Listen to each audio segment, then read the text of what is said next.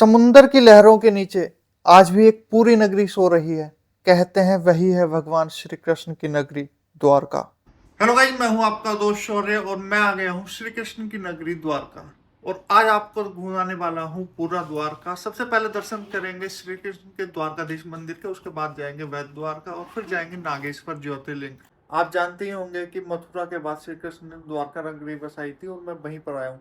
द्वारका केवल श्री कृष्ण के लिए फेमस नहीं है, बल्कि यहाँ पर अर्जुन की भी शादी हुई थी और जो अभिमन्यु था जिसने चक्रव्यूह तोड़ा था, अभिमन्यु की शिक्षा दीक्षा और पूरा जीवन काल द्वारका में ही गुजरा था।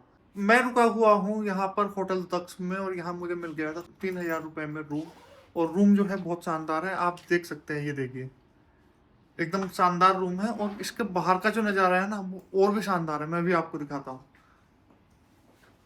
ये देखिए बाहर का जो नज़ारा है ना बहुत ही गजब। ये वो सामने नीचे खड़ी है अपनी पंच। तो भाई मंदिर जाने के लिए हम हो गए हैं रेडी, लेकिन सबसे पहले जाएंगे नाश्ता करने के लिए। पहले ब्रेकफास्ट करेंगे फिर चलेंगे द्वारकाधीश मंदिर। अब बस विशाल राठी को ले लेते हैं और फिर चलते हैं नाश्ता करने। ये है अपना होटल दक्ष। हाँ भाई, हो गया रेडी, चलो। यार ये वाली टी शर्ट साथ पहनते हम, मानने का ना। अभी सबसे पहले कर लेते हैं नाश्ता, उसके लिए हम आ गए रेस्टोरेंट में।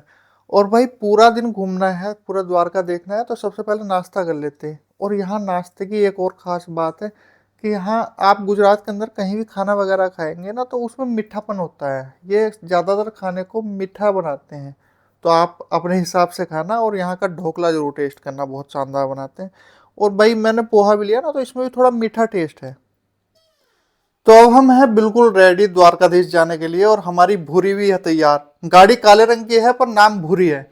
और अपने साथ ये दूसरी गाड़ी है गजनी की डिजायर। हम दो गाड़ी लेके बिजनौर से द्वारका आए हैं, लगभग 1600 किलोमीटर। और भाई बहुत ही अमेजिंग सफर रहा, बहुत शानदार रास्ता है।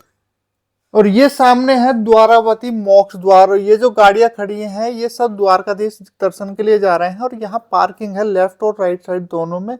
तो एक एक गाड़ी जैसी पार्किंग की एंट्री होगी तो एक एक गाड़ी जा रही है अंदर। गाड़ी लगा दी है अभी हमने पार्किंग में और जा रहे हैं अभी सीधे द्वारकाधीश मंदिर में दर्शन करने के लिए।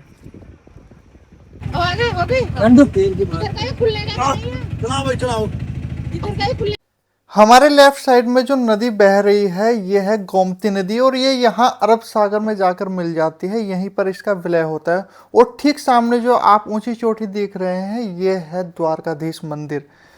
और ये द्वारका नगरी बसने की जो कहानी है ये जुड़ी है महाभारत से। महाभारत में जब श्री कृष्ण कंस का वध कर देते हैं तो मगध नरेश जरासंध बार बार मथुरा पर आक्रमण करते हैं। और मथुरा वासियों को जरासंध से बचाने के लिए ही कृष्ण जी द्वारका लेकर आते हैं कि भाई हम रणछोड़ भले ही कहलाऊं लेकिन हमारी जनता बचनी चाहिए। तो वो अपनी जनता को लेकर सारे जो यदुवंशी थे उन्हें लेकर यहाँ द्वारका में आ जाते हैं। और द्वारका नगरी बनाई थी विश्वकर्मा जी ने। कहते हैं उस समय द्वारका में 16,000 से भी ज्यादा महल थे और उनमें रहती थी श्री कृष्ण जी की 16,000 रानियां। लेकिन ऐसा भी कहा जाता है कि जब श्री कृष्ण जी ने इस संसार से विदा ली तो उनके जाने के केवल 7 दिन बाद ही ये द्वारका नगरी पूरी तरह से पानी में डूब गई थी। और इसके पीछे कारण था एक श्राप जो लगा था श्री कृष्ण जी को महाभारत युद्ध के बाद। और ये दिया था दुर्योधन की माता गांधारी ने। दोस्तों द्वारका कोई मिथ नहीं है, ये हमारी हिस्ट्री है। और इसके प्रमाण इंडियन मरीन आर्कियोलॉजी में भी मिले हैं और हमारे ग्रंथों में भी हैं, जैसे कि महाभारत। दोस्तों बात करते करते हम पहुंच गए हैं द्वारकाधीश मंदिर के पास।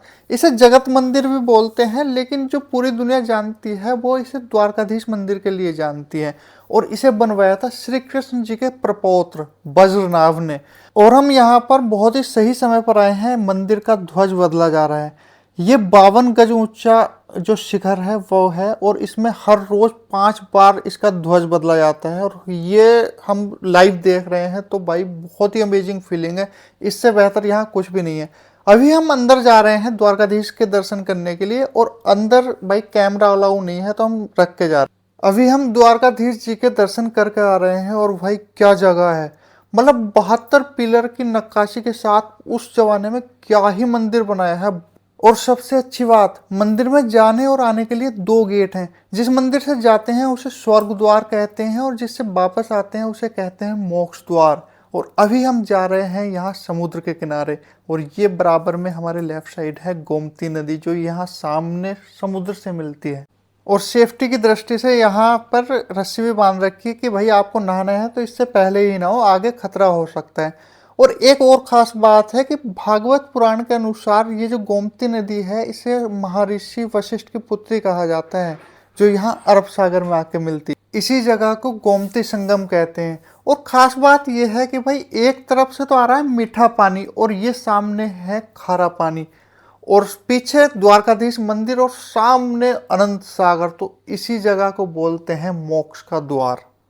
अगर आप द्वारका आ रहे हैं तो द्वारकाधीश मंदिर के दर्शन करने के बाद आप यहाँ पीछे की साइड जरूर आइए। ये लगभग 150 या 200 मीटर है और बहुत ही शानदार जगह है।